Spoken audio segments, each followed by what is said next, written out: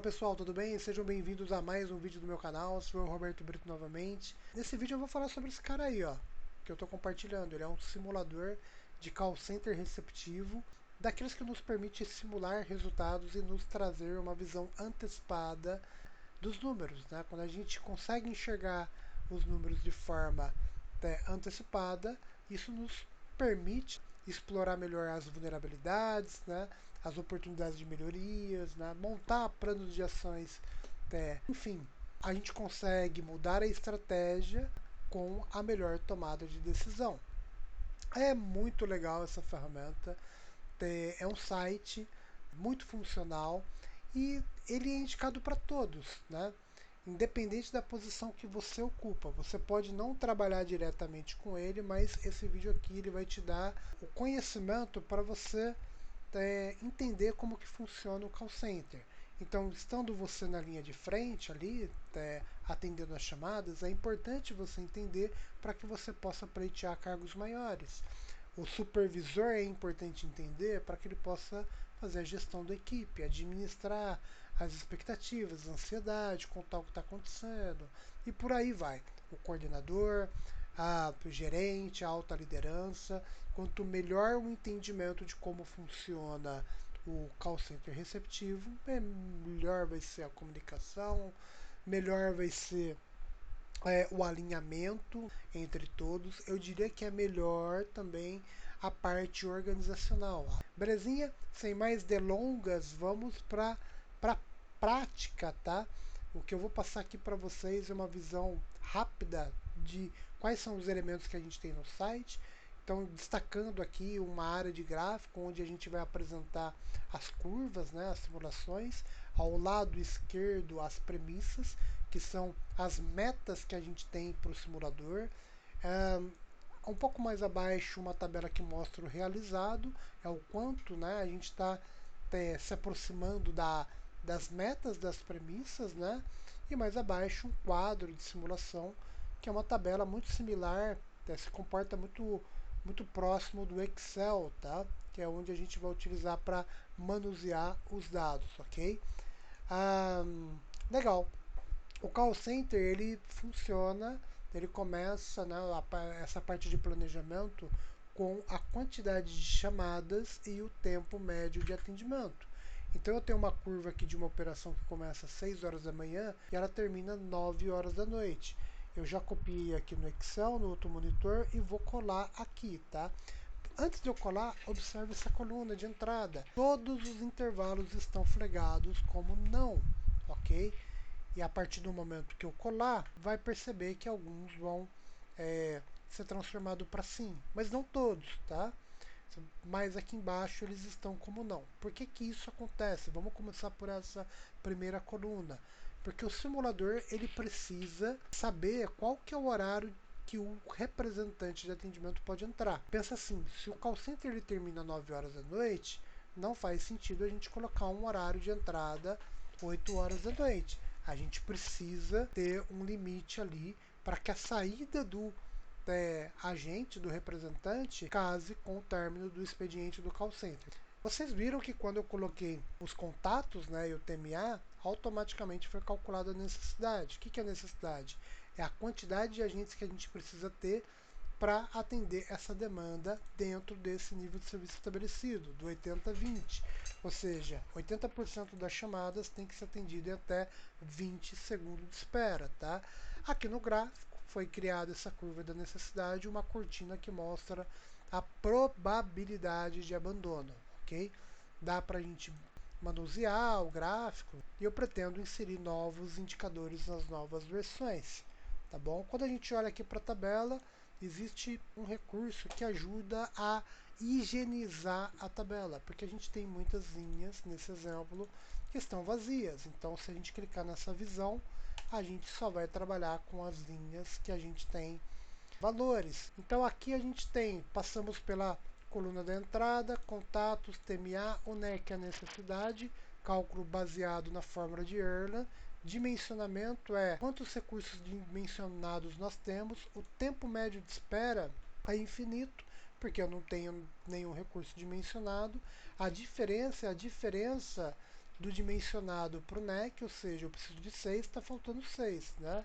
Nível de serviço zerado por enquanto, abandono de 100% da chamada. Qual que é a ideia do simulador? É a gente distribuir os recursos de forma rápida, fácil, para que a gente possa comparar resultados. A ideia não é chegar no modelo e falar, é isso que eu tenho.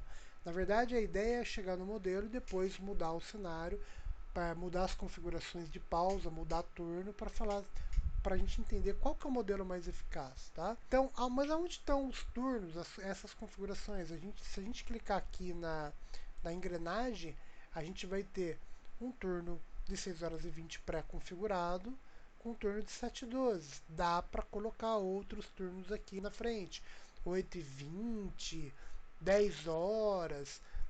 A ideia é essa. Então vamos pensar assim, ó. O primeiro campo do turno tem o custo. Qual é o custo de um agente de 6 horas e 20 no seu call center? Quanto que você pagaria para ter ele trabalhando para você?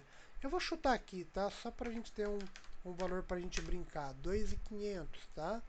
Esse turno de 6 horas e 20, ele tem uma pausa de 10 minutos, que é o direito dele, segundo a NR17. Ele tem um intervalo de 20 minutos, ele tem uma pausa 2 de 10 minutos, ok?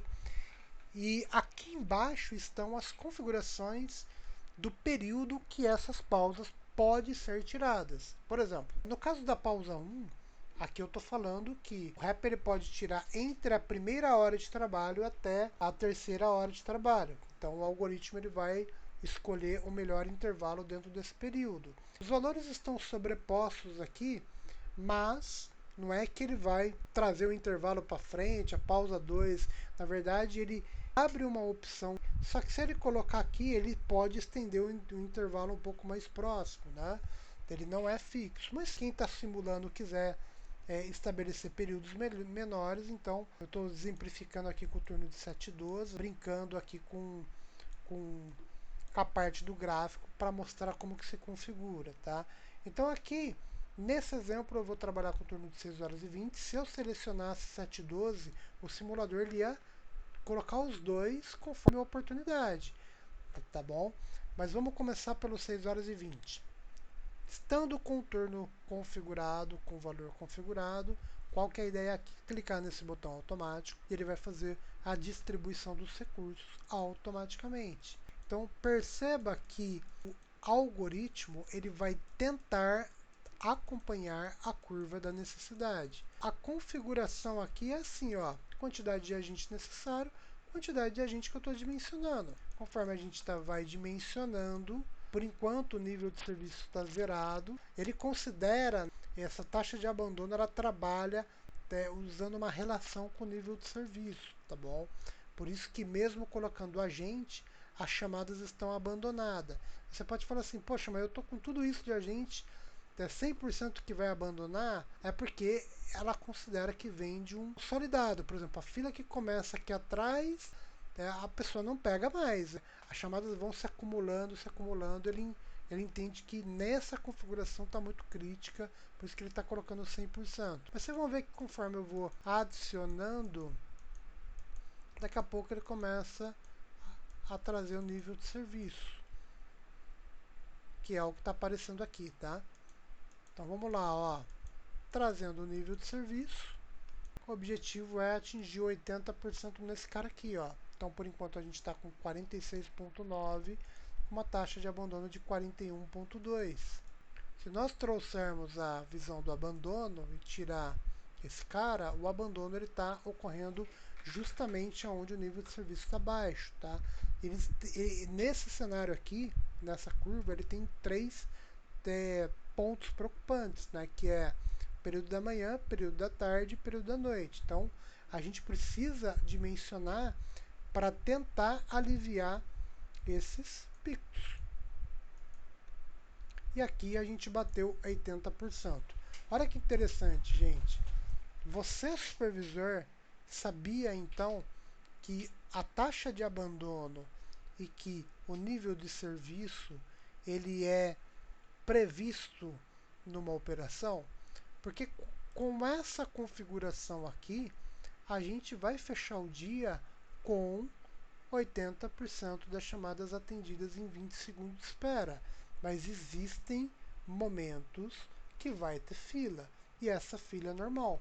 Por isso que tem muitas empresas que colocam a meta do nível de serviço por intervalo e a meta não é 80. Porque se a gente criar a meta de 80, o custo ele aumenta consideravelmente. Porém, aqui falta uma coisa, a pausa, né? A gente não dimensionou a pausa. A gente sabe que o agente, né, de 6 horas e 20, ele tem aquelas pausas que eu comentei. Então, o botão da pausa é esse cara aqui, ó. Conforme a gente dimensiona, a gente vai gerando uma improdutividade na operação e isso faz com que o nível de serviço caia, que é esse cara aqui, ó. Se vocês forem acompanhando, conforme a gente vai fazendo a inserção da pausa, então a gente sobe a taxa de abandono, diminui o nível de serviço e aqui sim fizemos a distribuição da pausa segundo as regras, tá? Beleza.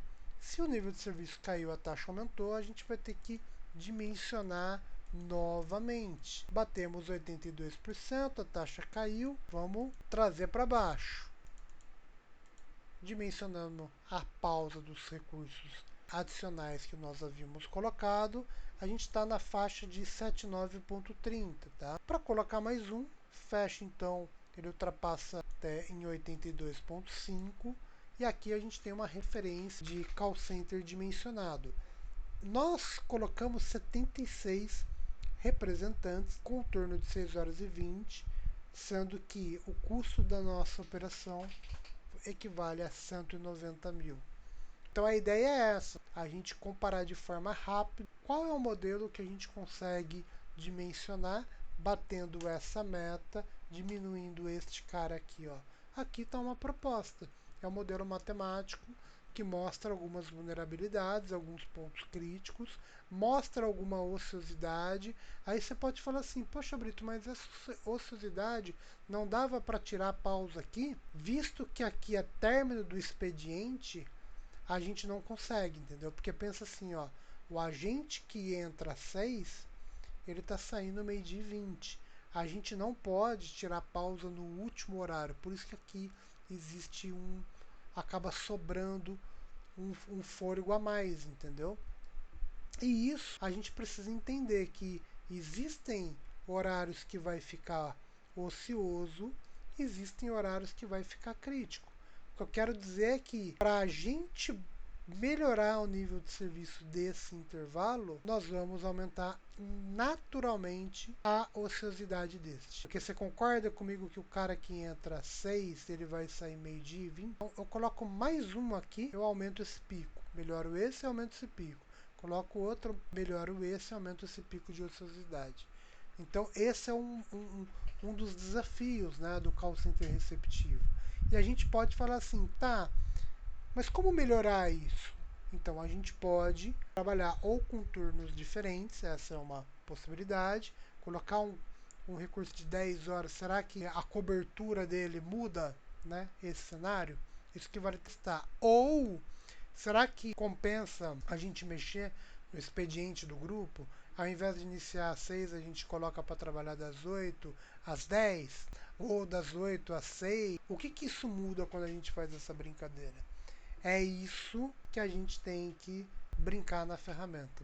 As outras páginas aqui falam das fórmulas que foram utilizadas nesse simulador, dos algoritmos. Por exemplo, existe algoritmo guloso, algoritmo genético, dentre outros modelos. Tá? Como que a gente faz a distribuição? Vou dar um exemplo. O guloso é aquele que resolve o problema local, pontual, visando o ótimo global. Né?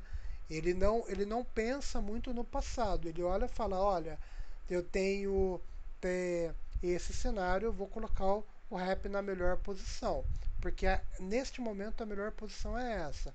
Porque ele acredita que, consequentemente, colocando o rap em várias posições melhores, naquele momento, naturalmente, o ótimo global seria o nível de serviço consolidado. Beleza? Então eu fico por aqui. Esse vídeo é o primeiro de uma série que eu vou lançar. Eu vou passar muito mais outros recursos desse simulador e dicas de call center. Então eu espero que você tenha gostado. E qualquer dúvida pode mandar no chat, vamos interagir. e a gente vai se falando, tá bom? Forte abraço, até mais, tchau!